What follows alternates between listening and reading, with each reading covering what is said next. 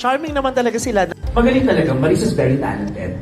Anthony Jennings naman, hindi natin pwedeng i-deny na meron din siyang kakaibang brilyo.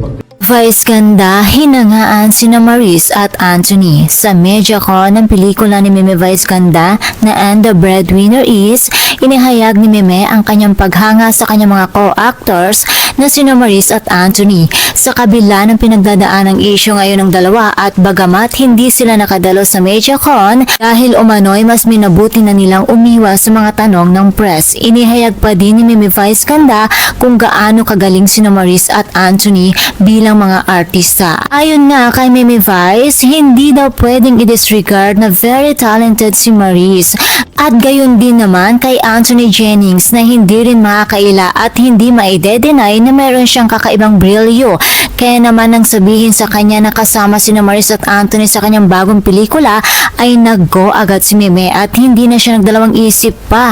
Sa katunayan pa nga daw ay noon pa gustong kasama ni Meme Vice si Maris sa mga dati pa niyang pelikula. Subalit hindi lang ito natutuloy kaya naman ngayon sa And the Breadwinner Is ay natuloy din. Ang perfect ba ng timing Meme? Charot!